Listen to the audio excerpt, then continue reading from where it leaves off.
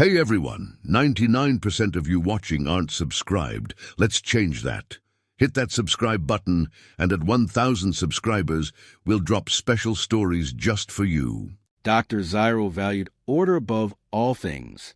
Her laboratory, designated Orbital Research Array K-77, drifted in silent precision around a dim blue star in the outer reaches of the Perseus Drift.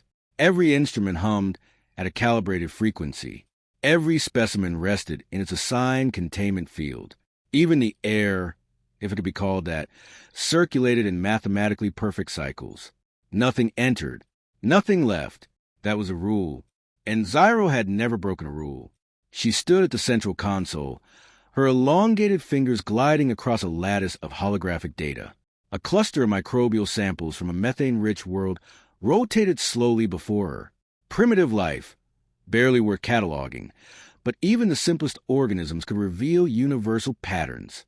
Life, she believed, followed rules.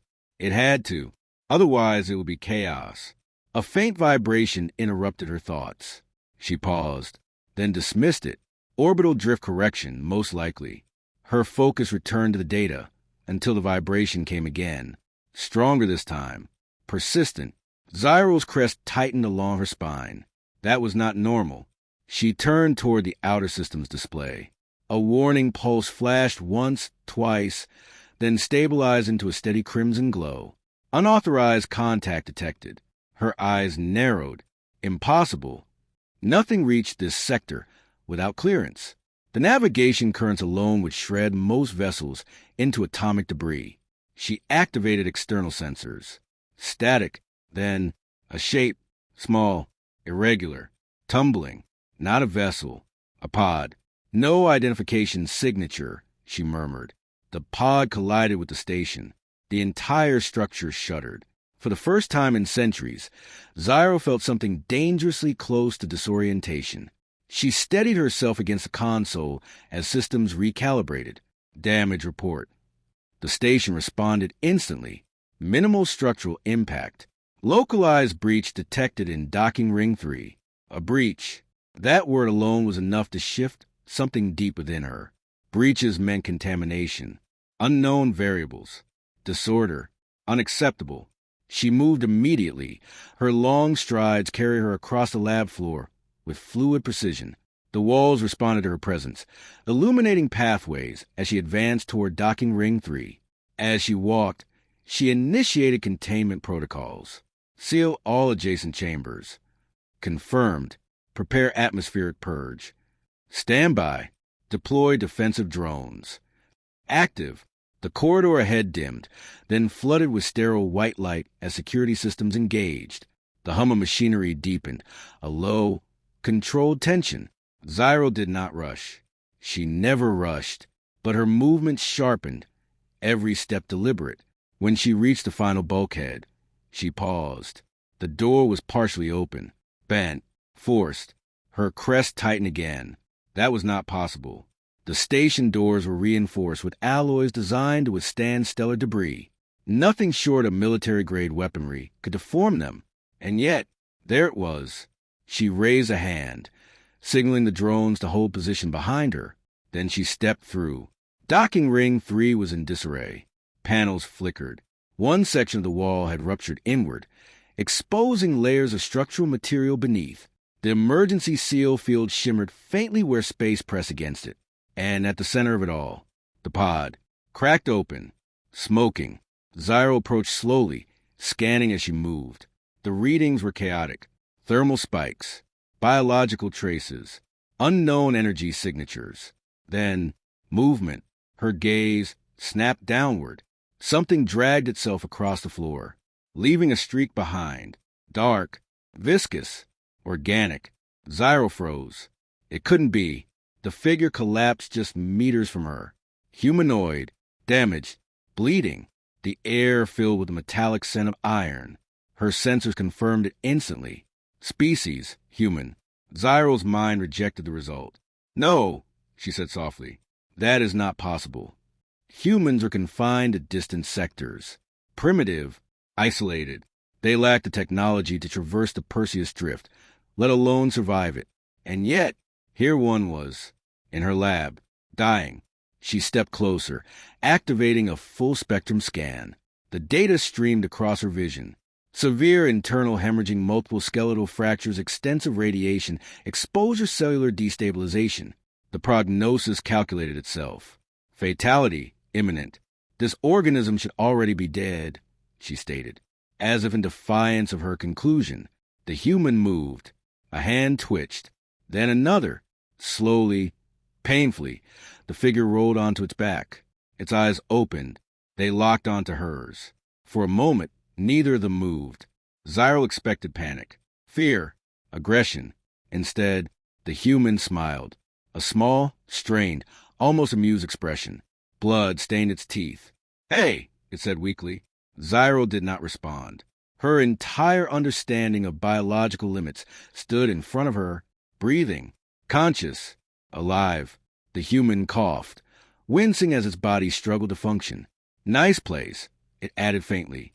Zyril's voice, when it came, was colder than vacuum. "You should not be capable of speech." "Yeah," the human murmured. "Been hearing that a lot lately." It tried to push itself up. Failed. Collapsed again. Zyril watched, calculating. Every variable told her the same thing. Death was seconds away. And yet, the human's heart continued beating. Irregular, but persistent. Her instruments began updating. Cells stabilizing? No, that wasn't correct. They were changing, adapting, repairing. Zyril stepped back slightly, something unfamiliar creeping into her thoughts. This was not just an anomaly. This was a contradiction. The human exhaled slowly, eyes half-lidded now.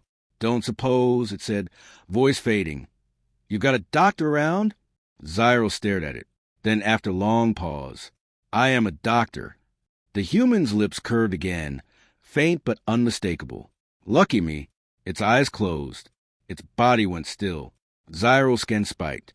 For a fraction of a second, all vital signs dropped. Flat. Gone. She turned sharply toward the console, ready to confirm termination. But before the system could finalize, a pulse. Weak. Then stronger. Then steady. Zyril slowly turned back.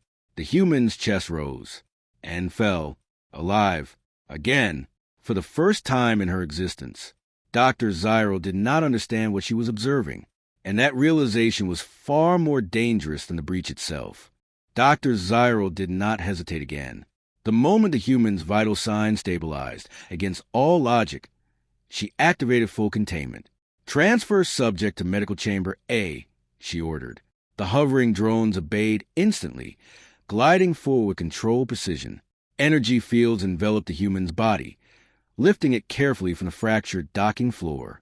The trail of blood beneath him remained, evidence that what she had seen was not an illusion. Zyril followed closely. Her mind was no longer calm. It was racing. Medical Chamber A was her most advanced facility, reserved for high-risk, high-value specimens. The room sealed behind her with a soft, airtight hiss as the human was placed onto a suspended examination platform. The lights dimmed, shifting into diagnostic mode. Transparent panels unfolded around the subject, projecting layered scans in real time. Molecular structures, neural activity, cellular integrity. Zyril began immediately. Full spectrum analysis, maximum resolution, confirmed, the chamber filled with data. And within seconds, Zyril stopped moving. No! The human's internal damage was still visible. Ruptured vessels, microfractures, radiation-corroded cells. But those same structures were repairing, not slowly, not gradually, rapidly. She isolated a cluster of damaged cells and magnified the projection. At first glance, they behaved like standard organic units. Then they changed. The cell walls thickened. Internal structures reorganized. Damaged DNA strands rewrote themselves. Not repaired, rewritten. Zyril leaned closer. "That is not regeneration," she whispered. "That is correction." The system updated. Radiation damage decreasing. Cellular integrity increasing. Mutation markers unstable then stabilizing. It was as if the human body refused to accept injury as a permanent state. as if damage was merely suggestion. Enhance neural scan, she commanded. The projection shifted to the brain. Activity surged across the display. Too organized, too controlled. Even in an unconscious state, the neural pathways pulse with structured patterns, adaptive responses firing in real time, recalibrating biological functions across the entire body. This level of systemic coordination is impossible, Zyril said. Her voice was quieter now, less certain. The system flagged an anomaly. Unknown signal detected. She isolated it. There, deep within the neural core, was something else. A faint rhythmic pulse. Not electrical, not chemical. Something different. Zyril attempted to classify it. The system failed. Behind her, the human stirred. Zyril turned instantly. His eyes opened again. Clearer now. Focused. He looked around slowly, taking the chamber, the hovering displays, the alien architecture. Then his gaze settled on her. You move me, he said. His voice was still weak, but no longer fading. Yes, Zyril replied. You were dying. He blinked once. Still am. No, she said sharply. You are not. He gave a faint, tired smile. Feels like it. That feeling is incorrect. The human exhaled, almost amused. You always is direct. I stayed observable truths. Must be nice. Zyril stepped closer to the platform, studying him openly now. Identify yourself. Elias, he said. Designation insufficient. That's my name. I require classification. Elias tilted his head slightly. Human works. Zyril's crest tightened again. You are not consistent with known human biological parameters. Yeah, he said. We've changed. We, she repeated. Elias didn't answer immediately. Instead, he glanced at the floating scans beside him. You're seeing it, right? I am observing a violation of biological law, Zyril replied. He chuckled weakly, then winced as his body reacted, though even that reaction seemed delayed, as if pain itself struggled to keep pace with his recovery. Your laws, he said. Zyril ignored the remark. She extended a slender instrument toward his arm. A fine beam of light scanned across his skin, then penetrated beneath the surface. Remain still. Wasn't planning on dancing. The scan deepened. Zyril watched closely. Then she increased the intensity. The beam cut through the outer layers of tissue. A controlled incision. Elias tensed, but did not resist. Zyril observed the wound carefully. For a fraction of a second, it was normal. Flesh parted. Blood surfaced. Then, the edges began to move. Not passively closing. Actively shifting. Cells reorganized at the boundary, sealing the incision with unnatural precision. The blood receded. The tissue reformed. Within seconds, there was no wound, no scar, nothing. Zyril slowly withdrew the instrument. This is not regeneration, she said again, more firmly this time. This is adaptive reconstruction. Elias looked at his arm, flexing his fingers. Yeah, he said, that's a better name for it. Zyril turned back to the data. Her mind was no longer analyzing within known frameworks. She was building new ones. You entered my station in a state of critical failure, she said. Your survival contradicts statistical certainty. Wouldn't be the first time, Elias replied. You are aware of your condition. Yeah. Explain it. Elias was quiet for a moment. The chamber hummed softly around them. Finally he spoke. Something happened to us, he said. Not all at once. Not everywhere. But enough. Define something. He shook his head slightly. You wouldn't have it in your records. I will determine that. He met her gaze again, and for the first time, there was something in his expression that Zyril recognized. Not weakness, not confusion. Experience. Everything tried to kill us, he said simply. Zyril did not respond. Elias continued. Radiation, disease, war, things you probably cataloged as extinction events. He paused. We didn't go extinct. That is evident. We adapted. Zyril's eyes narrowed slightly. Adaptation occurs across generations, she said. Not within a single organism at this scale. Elias gave a faint smile. Yeah, he said. That used to be true. Silence settled between them, but it wasn't empty. It was heavy. Zyro turned back to the scans one more time. The data had stabilized. The human's body was no longer in crisis. It had corrected itself. Her system displayed the final update. Subject condition. Stable. Threat level. Unknown. Zyro stared at the last line. Unknown. She had never allowed that classification to remain unresolved. Until now. Behind her, Elias shifted slightly, now sitting up with minimal effort. Too fast. Far too fast. Zyro turned slowly to face him. You should still be incapacitated, she said. Elias swung his legs over the side of the platform. Probably, he agreed. Then he looked at her again. So, he added, what now, doctor? Zyro did not answer immediately, because for the first time, she did not already know. Dr. Zyro did not permit uncertainty, yet it lingered now, quiet, persistent, like a flaw in a perfect equation. Elias should not have been standing, and yet he was. The containment field around the examination platform shimmered faintly, still active, still calibrated to restrain a critically injured organism. It no longer applied. Elias stepped down from the platform with careful ease, testing his balance as if waking from a long sleep rather than recovering from catastrophic trauma. Zyro watched every movement. His posture was stable, his breathing even. No tremors, no hesitation. Impossible. You are exceeding predicted recovery parameters, she said.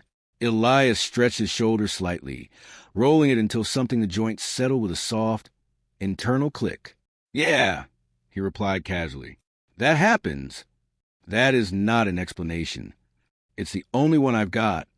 Zyro's gaze sharpened. No, she said. You possess knowledge you are withholding. Elias glanced at her, then at the hovering data panels around the room. Of course I do, he said. So do you. Zyro did not respond. Because that was true. She deactivated the platform but kept the chamber sealed. If you attempt to exit, she said, defensive protocols will engage. Elias looked toward the sealed door, then back at her. Good to know. He didn't move toward it. Instead, he walked slowly across the chamber, examining the instruments with open curiosity, running his fingers just above surfaces, not touching, as if sensing them rather than seeing them. Zyro tracked him, every step. You are not behaving like a test subject, she said. Elias smirked faintly. You're not treating me like one. That is incorrect. Then why am I not restrained? Zyro hesitated. A fraction of a second. Long enough. Elias noticed. Yeah, he said softly. That's what I thought. Zyro shifted her approach. Your physiology demonstrates continuous adaptive restructuring, she said. It is not limited to recovery. It is responsive.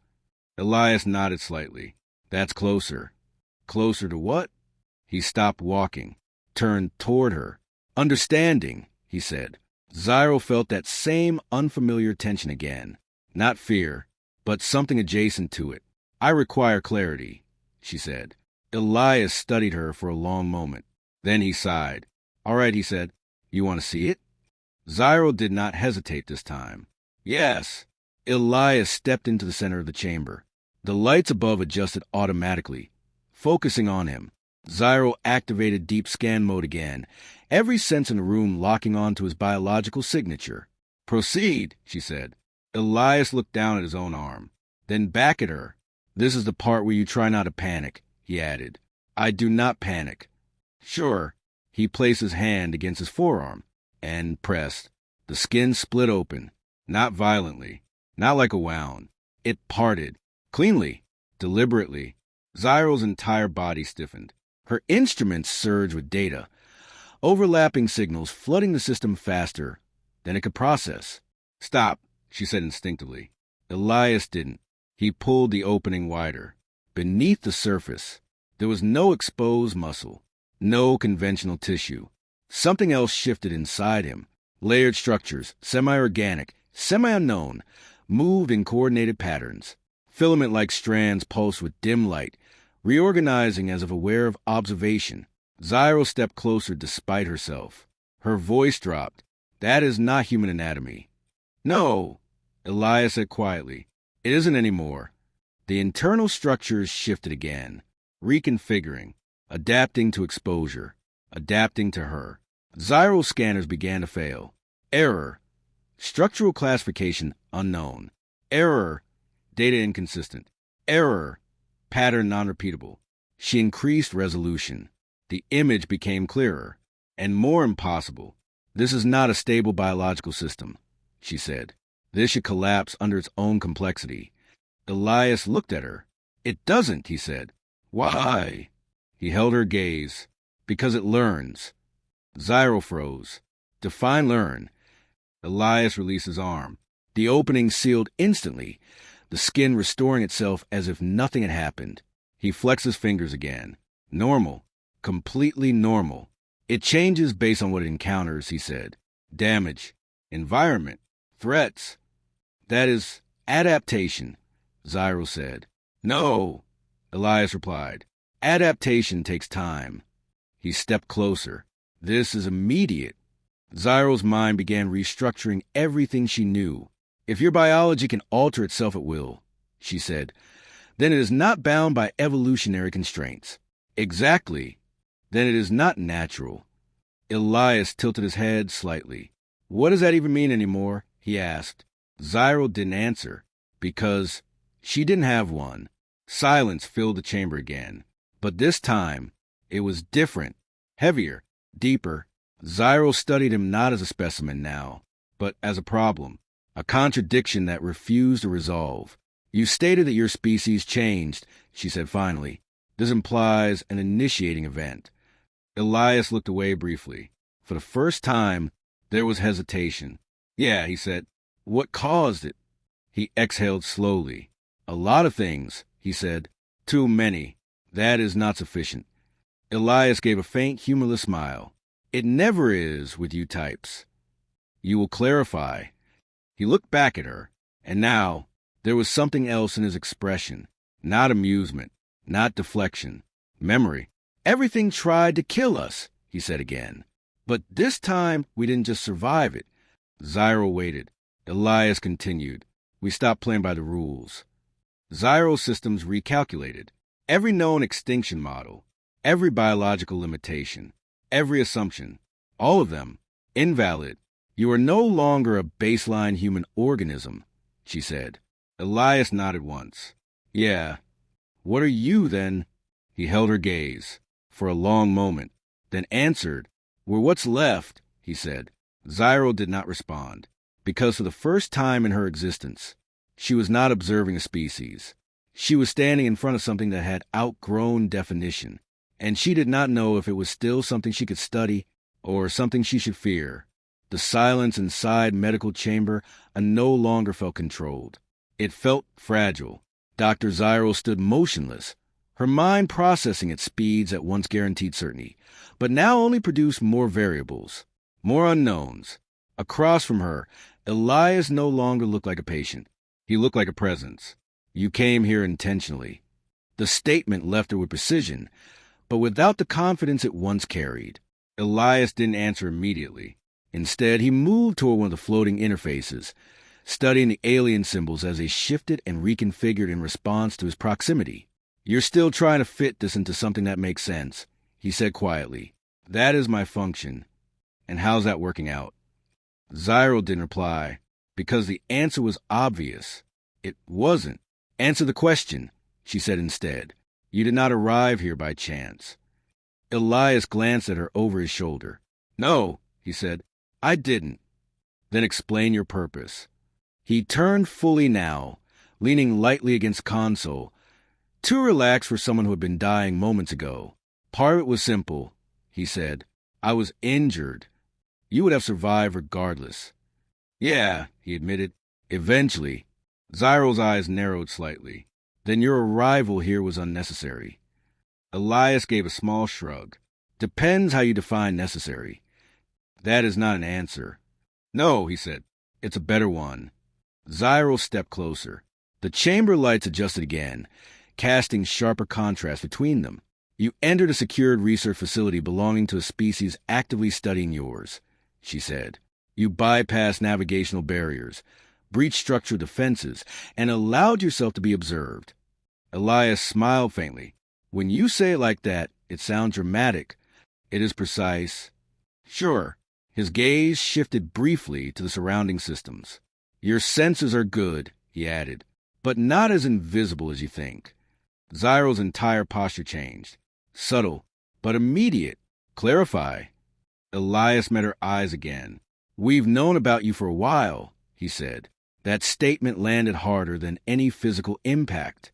No, Zyro said instantly. That is not possible. It is... You are not capable of detecting this facility. Its signal profile isn't as hidden as it used to be, Elias interrupted calmly. Zyro felt it then. Not confusion, not uncertainty. Something colder, something sharper. You are claiming your species has been aware of external observation, she said slowly. Elias nodded. Some of us. For how long? Long enough. The room seemed smaller now, tighter. Every system still functioned perfectly, but the controls Zyro relied on felt thinner, less absolute. You have been monitored under strict non-interference protocols, she said. No direct contact has been initiated. Elias raised an eyebrow slightly. You sure about that? Zyro didn't respond, because suddenly she wasn't. Elias pushed off the console and stepped closer, not aggressively, but deliberately. You've been watching us like we're a case study, he said, tracking how we break, how we survive, how we change. That is the purpose of scientific observation. Yeah, he said, from your side. He stopped just a short distance from her. And from ours. Zyro held his gaze. You lack the capacity for equivalent observation. Elias smiled again, but this time it wasn't faint, and it wasn't reassuring. You really believe that? Before she could respond, the chamber lights flickered. Just once. Zyro turned instantly toward the system interface. Report. No system failure detected, but she had seen it. A fluctuation, a disruption. Impossible. She moved to the console, scanning diagnostics at high speed. Everything read as normal. Perfect. Too perfect. Behind her, Elias spoke. You might want to check that again. Zyro turned sharply. What did you do? Nothing, he said. And that, somehow, was worse. She rechecked the systems. Deeper this time. Beyond standard diagnostics. Into core processes. And there, she saw it. A deviation. Microscopic. But real. A pattern she hadn't authorized. A response that hadn't been programmed. Her systems were adjusting to him. Zyro stepped back slowly. That is not possible, she said. Elias watched her carefully now. Yeah, he said. You've said that a lot. You are interfacing with my station without direct input. Not exactly. Then explain it. Elias tilted his head slightly, considering. Then, your systems are trying to understand me, he said. That is their function. And they're changing to do it. Zyro's breath stilled. No system alters its own structure without directive. Yours does now. Silence.